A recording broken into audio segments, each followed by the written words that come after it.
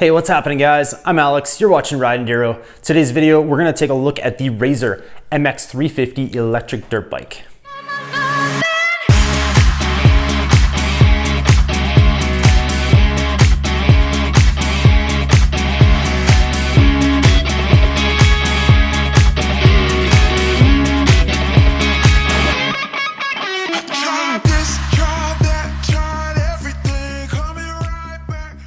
So let's hop into this video. I'm gonna give you a quick rundown of the bike, some features it has, some it's missing, some pros, some cons, and at the end of the video, I'm gonna give you my honest opinion on whether or not I think you should be buying this for your kids to get them into the wonderful sport of dirt riding. In no way, shape, or form did Razor sponsor this video. This is all just personal experience. My kids' grandparents actually purchased this bike for them to get out there and start enjoying riding with their dad. So that's awesome, and I thank you guys very much for that. If you're looking for a way to introduce your kids into dirt biking, don't overlook the MX350 solely upon its cheap price point. Normally the saying goes, you get what you pay for. But in this case, it's actually packing a lot of features, listed at $329 American MSRP on its website. There's a lot of value built into this bike. You can actually find this bike on sale at your local Walmart, Target, or even Amazon for around the $250 American range. That translates to about $500 Canadian, which makes it quite accessible for a lot of families looking to get their kids introduced into the sport and not breaking the bank. So let's do a quick rundown of some of the features. The bike has a rigid frame with no suspension components, a 24-volt electric motor capable of 14 miles per hour or 22 kilometers per hour, 30-minute total runtime on the battery, which doesn't seem like a whole lot, but actually translates to a bit more. We'll get into that later. And a 4 to 6 hour charge time on the batteries as well. And that's kind of where we're gonna nitpick this thing a little bit. The bike comes in either black or blue plastics, 12-inch pneumatic knobby tires, which are actually half decent riding on dirt and on pavement. Left-hand operated rear brake, rubber hand grips with separate twist grip throttle, padded seat, adjustable position handlebars, durable plastics, spring actuated kickstand, folding metal pegs, and 18.5-inch seat height, which is a little bit lower than your standard 50cc dirt bike. And what I actually really like about this bike is the aesthetics and feel. It looks like a real dirt bike.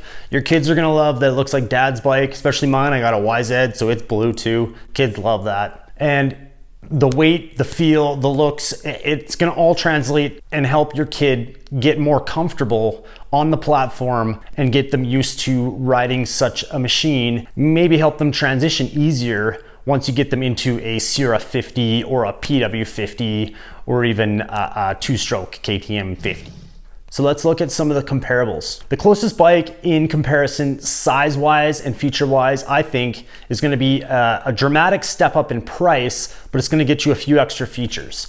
So that bike is gonna be the Stasic 16E Drive, in my opinion. Any of the other bikes that you're looking at in this price range are gonna be the same sort of deal, same sort of setup with the lead acid batteries. So let's look at the next step up, which I think is gonna be the Stasic. So that thing is gonna come in at the $850 American mark price-wise, or $1,100 Canadian. That's a significant jump in price, but it's gonna get you a lighter bike, a longer run time of about 30 to 60 minute run time, a significantly shorter charge time of only 45 to 60 minutes. It also has the ability to quick change the battery if you have more than one on hand. Now, both bikes have this same top speed of around 14 miles per hour, 22 kilometers per hour, but the biggest difference is definitely in the batteries.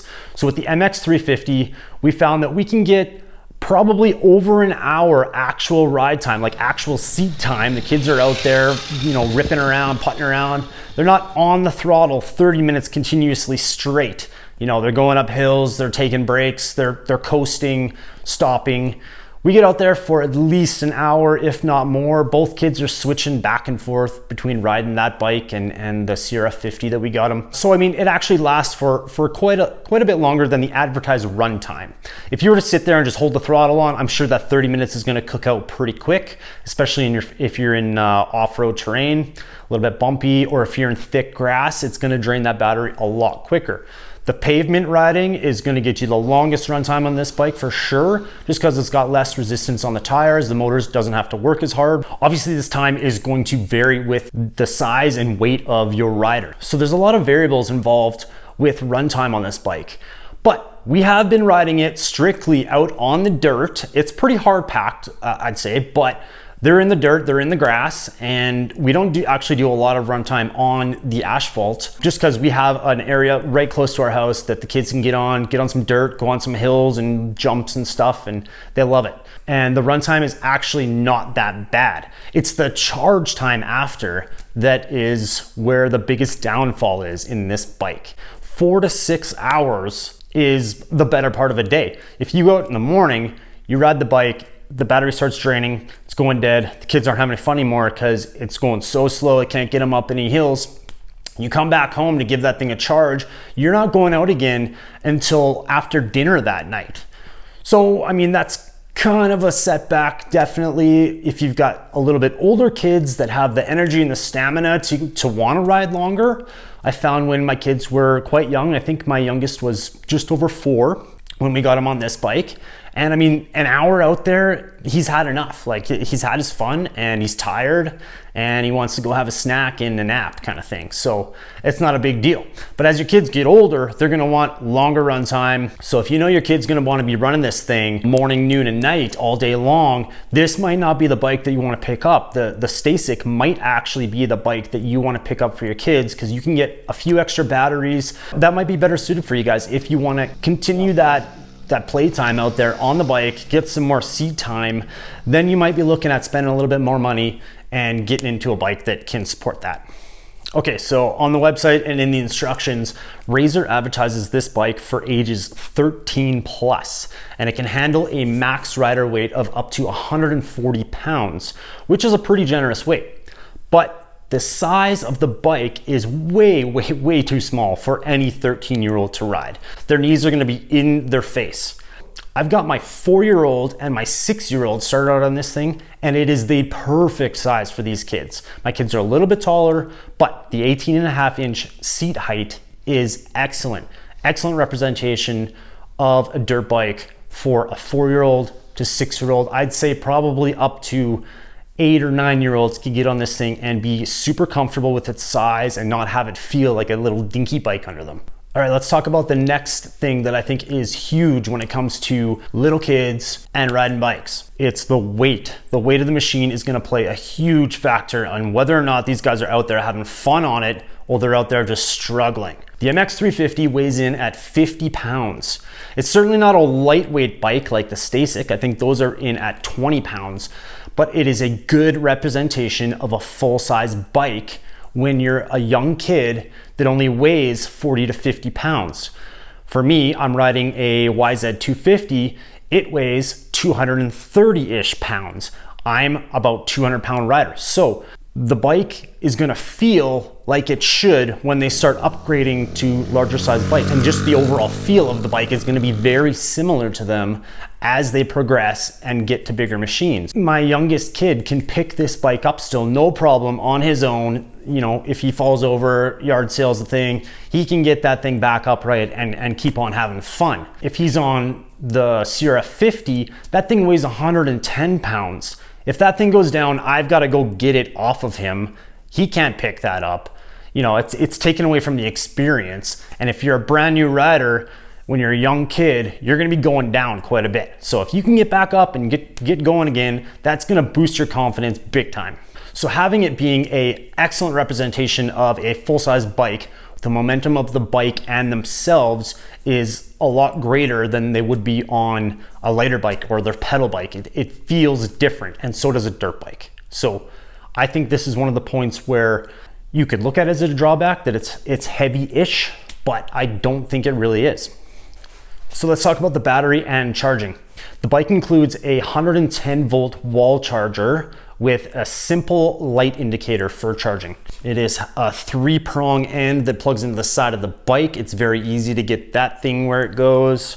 And on the charger itself, it has a small little window here for your light. Red light is gonna mean it's charging, and your green light is gonna mean that it is charged.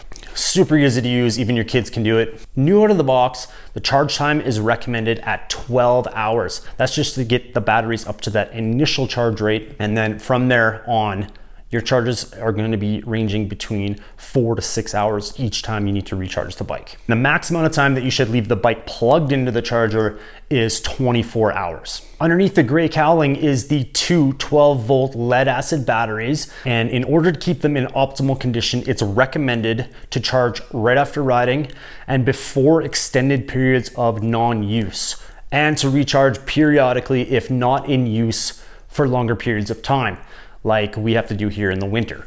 And you got to make sure the switch is in the off position while charging and in storage. So in my opinion, the biggest downside to this bike is in the batteries themselves.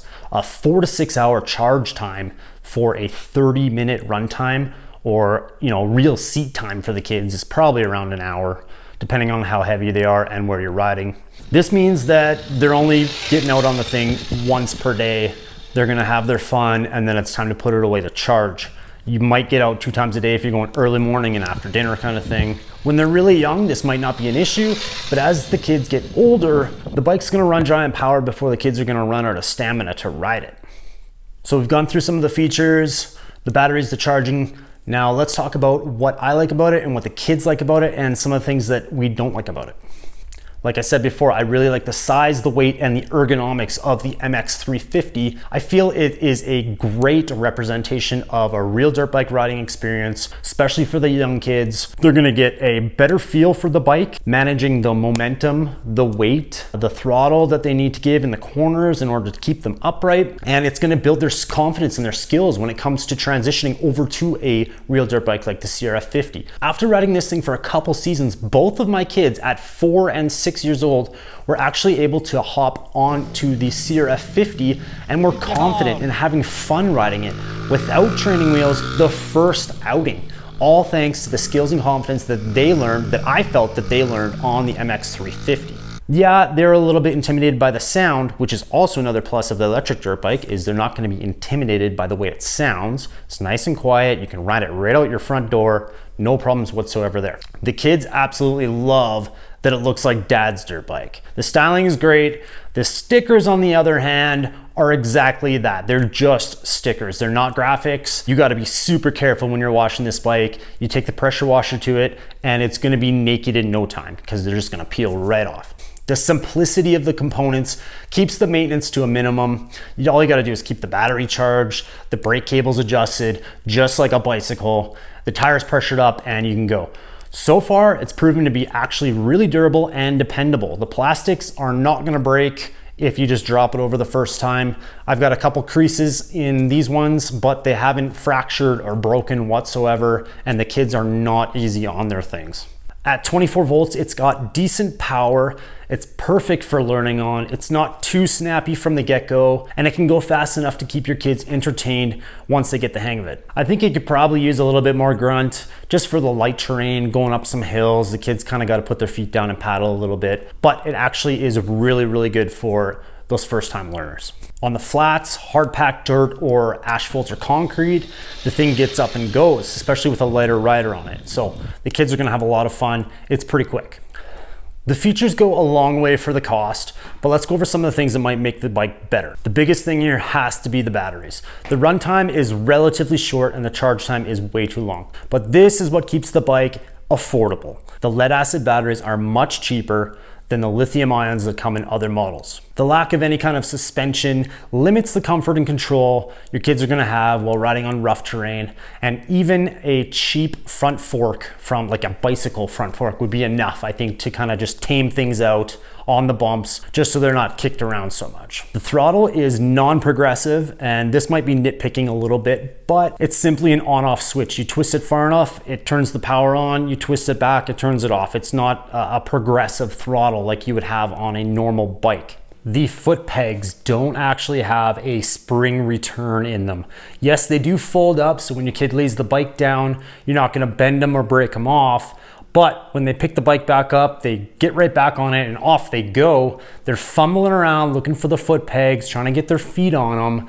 Meanwhile, they're getting closer and closer to your parked cars. It's not a good thing. I might take care of that myself and stick a couple simple little springs in there just so that the foot pegs return to the riding position on their own. Probably could have used a little bit more durable stickers, maybe some better adhesive, I don't know, but these things come off super easy, so be careful when you're washing the bike. All right, so all in all, guys, it's an excellent little bike to get your kids building their foundational skills and confidence on a motorcycle. You're considering purchasing one for the next generation of dirt riders in your family, do so with confidence. These things are actually really durable, they're reliable, and they're fun. Your kids are gonna have a blast. I want to invite you guys to leave any comments you might have, anything I might have missed, or your personal experiences with this bike. Please go ahead and add them in the comments section below so that the next people watching this can read your comments and get a better idea of what this thing is all about.